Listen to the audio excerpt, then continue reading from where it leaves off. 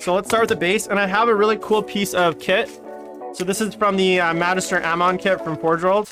It's basically a piece of like Thousand Suns runes bits. I think it goes something like this. Let me see here.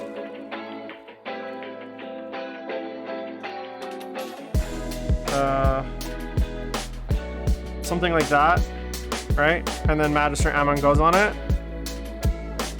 So I think I'm gonna incorporate that as part of the base though, like something where it's like, here, let me zoom in here. So it's gonna be like, I can zoom in a bit more. So I want kind of like this piece like that, kind of holding it in the front, and then that'll be the piece that he's kind of grabbing onto. And then there'll be a bunch of rocks. So I'll show you guys. If you haven't seen my basing tutorial, I do have a video on my YouTube channel on how I do my bases, but you can just stay tuned now because I'm going to show you guys really quickly how I do them, because I'm just going to do one here. So 1 second.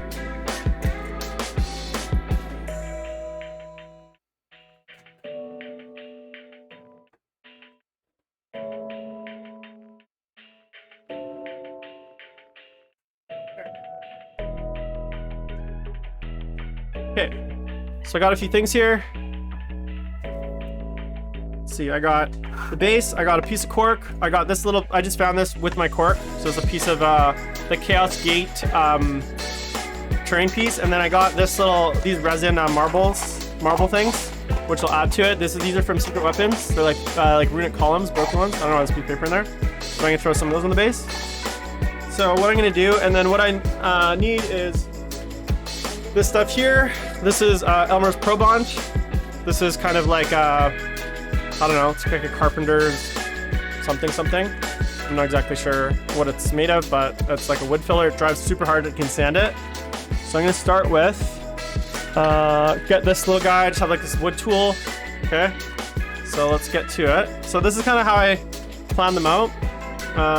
Let's see here. So first, I'm gonna put the pieces that I know I want where I want them.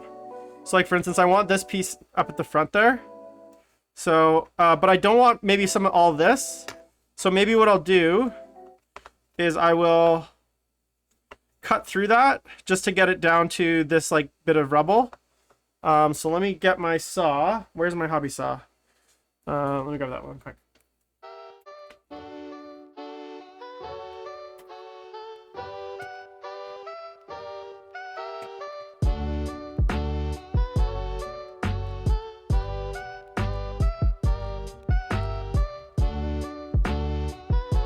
Ow! Okay, so let's see here. Okay, so what I want is basically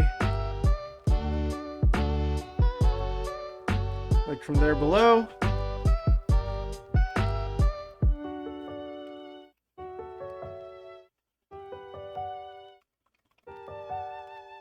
Don't breathe resin dust, guys, even though I'm doing that right now. Probably wear a mask, but oh well. Probably gonna die young anyways.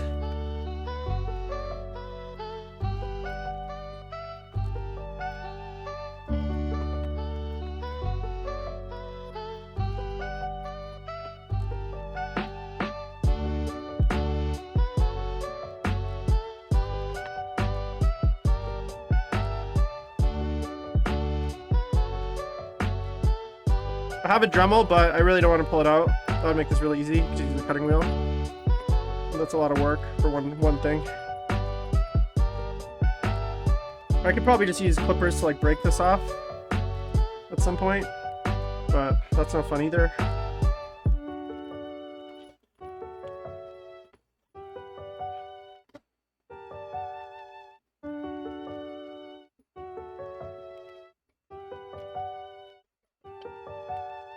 Okay, it's probably weak enough now that if I snap it. So I have these rhinoceros clippers. These I've had for fucking 20 years. I think they're called rhinoceros clippers. They're good for like clipping off big things. Nope, not quite.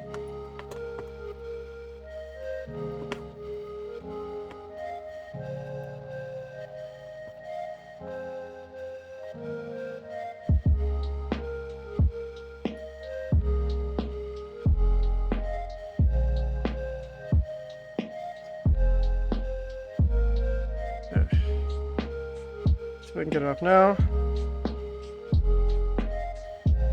Nope. Damn resin.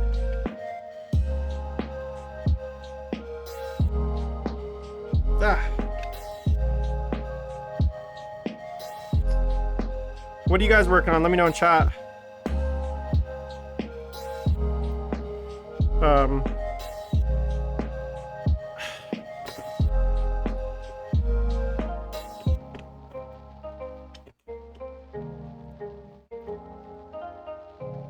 It's a brick.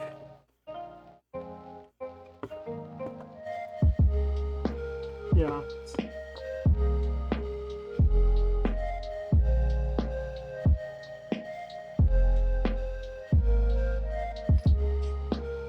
Oh, I'm almost through. I see it.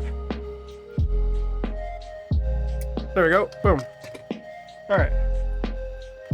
So that can go in the garbage.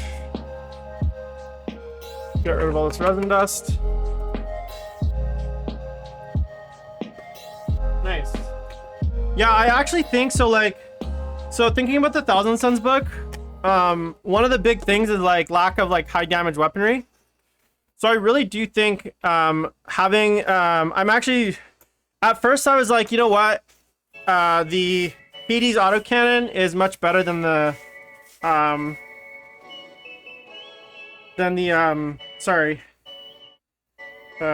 ectoplasm cannon, but I'm starting to kind of change my mind a bit because, hear me out, the ectoplasm cannon is AP 3 damage, which means oh no. So I have this old bottle of glue. This is the glue. This is like my scrap glue. So once I start to get to the end of a super glue, I'll just dump it in this bottle. And I basically use this glue for terrain rather than my new glue. And it's like kind of really dry and sticky. So we're gonna go there with that. I'm just gonna spread a bunch out.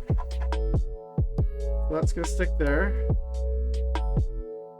Okay. And then I'm gonna grab some cork. And put a few pieces. And this way, I don't end up using my like nice super glue on this stuff like this.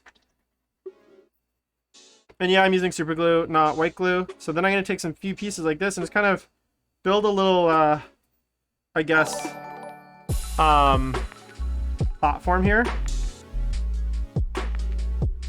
around it. Don't worry about the look, guys. Trust me, it's gonna be better. And then I'm gonna take another piece here.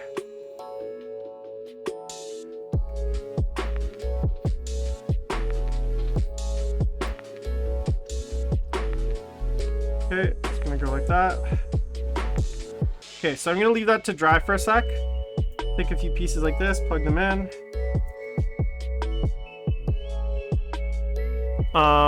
Man, I have 30 Zangors painted, and I obviously have another 10 in the that I got in the start collecting, and they were like probably one of the most like painful models to paint. So whether I paint the other 10 will probably not happen, just because they're not great. I do think there's play though, so a lot of people are kind of writing off Zangors, and hear me out for a sec. So I think one of the problems with Thousand Sons is they don't have a lot of, like, they don't have any chaff, right? Like, they don't have things that can, like, I think every army needs to have, in its way that you built it, some sacrificial things or some things that are cheap that you can afford to lose early, that you can kind of use to, you know, either be distraction carnifexes or just to get in your opponent's face early and cause all sorts of trouble. And that's where I think the Zangors do actually have like a place in Thousand Sons, because if you think about early game, you know, like, you don't want to be screening out with rubrics. You don't want to be screening out deep strikers with rubrics, because you don't want to be running on that objective turn 1 with rubrics, because that's a 115 point unit. It's producing cabal points. It's like, it's very important for your like gameplay plan. But like, that unit of rubrics is 115 points for 10 wounds, right?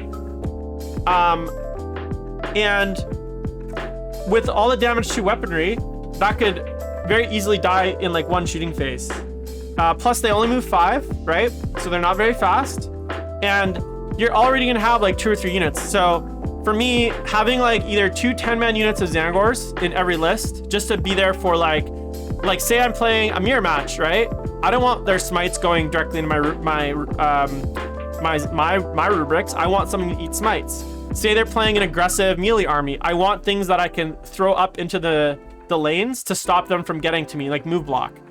Say I'm playing maybe in some missions, they just become backfield action monkeys, right? But just having a unit like that just has a little bit of versatility. And here's the thing.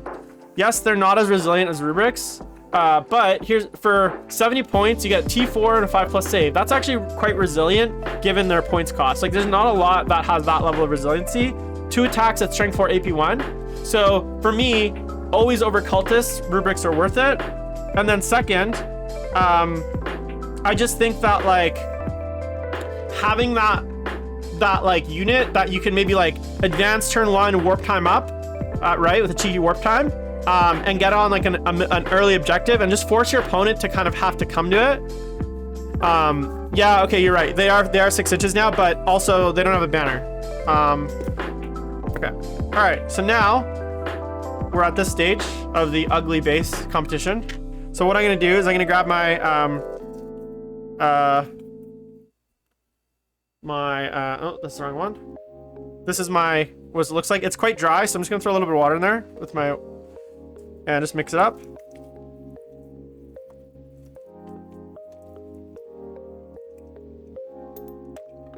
The other way that I think I would maybe use rubrics is actually like a 20-man block and like throw them up. If you're playing, say, Duplicity, or even not Duplicity, so you're just playing normal, paint up, throw 20 up, like turn 1, that becomes your move, right? So you throw 20 up, you advance them, you warp time them, they get onto those middle objectives, maybe even 2 objectives with the size of the unit.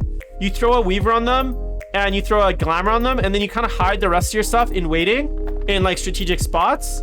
And now all of a sudden, you've got the mid board, you've got the middle objectives. Your opponent has to deal with that block. They can't ignore it. Otherwise, you're going to have primaries. And then as soon as they either shoot it or move into a place where they can fight it, that puts them in that kind of kill zone range of the rest of your army. So I do think there is a place for Zangors. I know a lot of people are poo-pooing them. And, you know, if you have a Shaman hitting on 3s, or even just using the stratagem to reroll hits, it's not that bad, you know? Okay, so now I'm going to take my goop, you can see here, and I'm going to fucking get a fuck ton like this. And I'm just going to dump it on.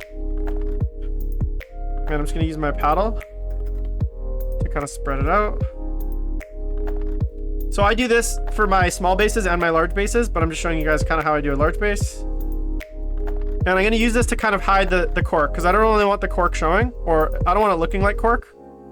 I want it looking more like rock. And I'm going to use it also to blend in the piece of resin in with the rock, right? So I'm kind of going around. Putting a little bit on the edges. I don't have to hide all the cork, but I just want it kind of blended into the base.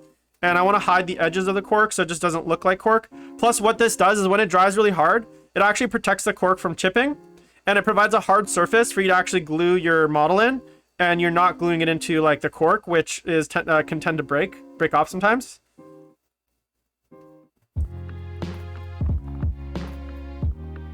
So you can see I'm just kind of smoothing out that transition, making it look more rock-like, more dirt-like, more hill-like.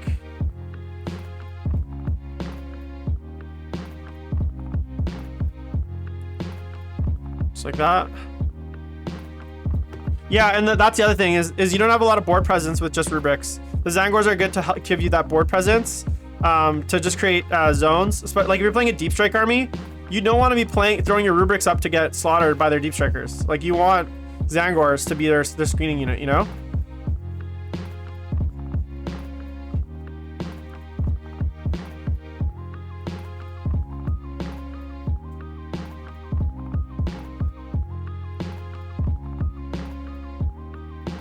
That's why I actually think the, is it Cult of Prophecy that lets you move 6 inches? Can actually be really strong in Thousand Suns as well, because it gives you an ability to screen out a little bit better. Okay, so now I'm just using this to kind of blend in the kind of, this piece of resin in with the kind of rock area. Whoa. And And then if there's like if there's too much, just like scrape it off.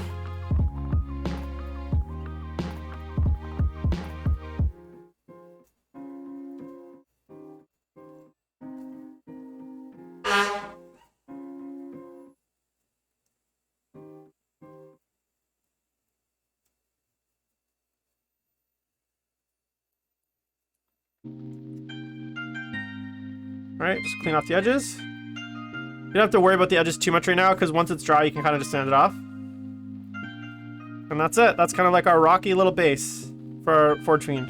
That took me, what, like 20 seconds, 30 seconds, 2 minutes to build?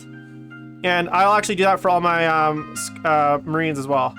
Build like a cool little rocky base like that. And then I just take my tool and I kind of just like press into it a little bit, just to give it a bit of texture, because I don't want it to be smooth. But this material, this wood filler, actually does have a bit of built-in texture.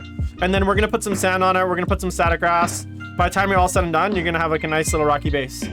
So there's my base for my Forge Fiend. Vanessa Miniatures, thanks, man. Or yeah, thanks, man. Everyone's a man. Cool. So that's my base for my Forge Fiend. I'm gonna let that dry. That's gonna probably take a good 2 or 3 hours to dry. But then my Forge Fiend can sit on top. He's got a nice little Thousand Sunsy piece of rubble in there. Also, I might like, say for instance, throw in here. I kind of forgot, but let's do it now. Like a piece of this like rubric, this stuff. So maybe I'll kind of throw that in there. Just kind of push it in. Another piece of kind of broken stone. Kind of fits in with the Thousand Suns theme. Just use my finger here because I'm lazy. Boom. We got a base. Easy as that, guys. And then once I put the sand on there, like everything's gonna kind of melt together. It's gonna be nice and painted. So, okay, so that's gonna go aside. Let's put that there. Wash my hands. Okay, let's actually build this model now. What's up, Hakon?